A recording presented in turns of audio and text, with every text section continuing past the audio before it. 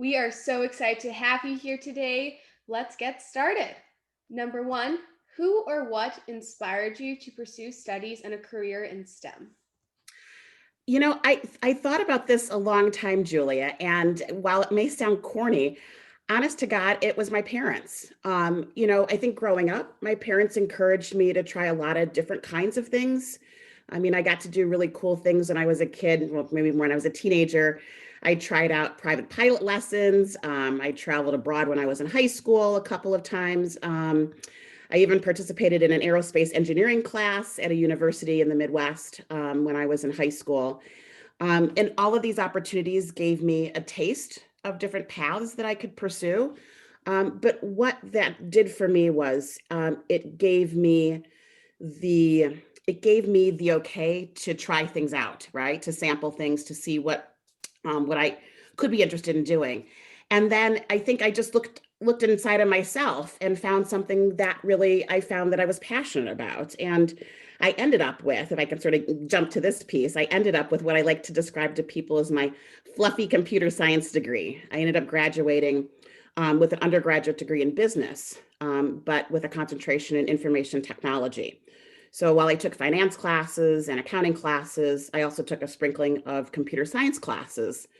And I really, really enjoyed them. I remember the first summer after my freshman year in college, I took a computer science class over the summer. And I remember loving the class so much. I literally would sit in the computer lab and I'd go through all of the examples in the textbook one for one, and I would do them all just because I really enjoyed it. But I think at the end of the day, it was my parents, it was, finding the passion within myself. And honest to God, I think what really I enjoyed a lot too was the flexibility of the degree that I had. I remember before I graduated from college going through a lot of interviews. And I remember feeling very privileged with the fact that I could put on my business hat for some interviews, or I could put on my technology hat for other interviews. And I think just having that flexibility and having choices, I really found very motivating, and kind of was the key to just continuing to find things that I was intrigued about and interested in. What obstacles did you encounter in your STEM field and how did you overcome them?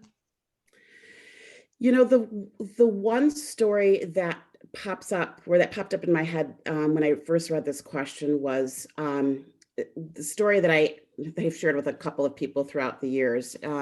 I remember my first job I had outside of college. I was working as a systems analyst at a pharmaceutical company in Indianapolis, and I was paired with a mentor who was lovely and very encouraging. But I remember when I was exploring the idea of going back to get a master's degree and continuing my education, I remember him explicitly saying I didn't need to go back and get my master's degree, that it wasn't necessary. And he was actually discouraging me from going on to continue my education.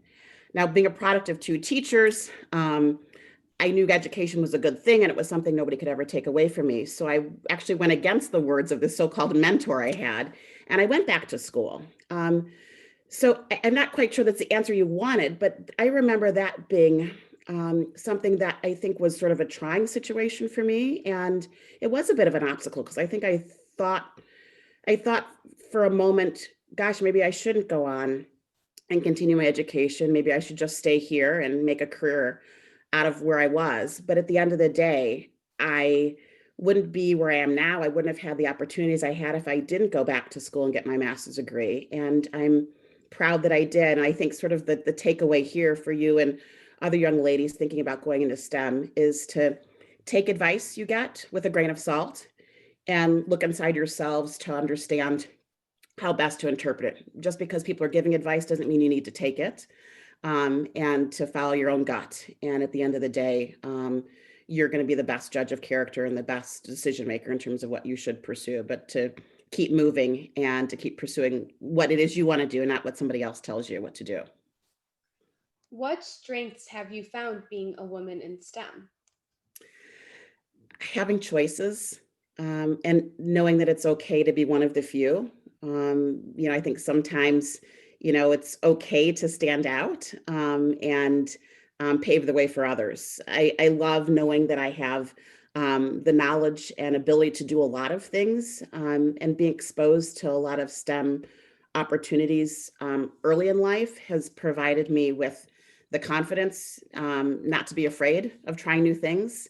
I think I find a lot of women that are in their 40s right now, and moving on into their 50s, that are finding themselves in situations where they are looking to change jobs or looking to go back into the workforce, that they're afraid of learning new things. And I don't have that fear. So I think that's one of the biggest strengths that I've gotten out of pursuing opportunities in STEM, is not being afraid of technology, not being afraid of math, not being afraid of numbers, and that I can do a lot of different kinds of things. What advice would you give to young women interested in pursuing STEM careers? Don't be afraid to try something new. Exploring is the very, very, very best thing we can do for ourselves. And the other thing, per my earlier response to you, was don't let others tell you that you can't do something.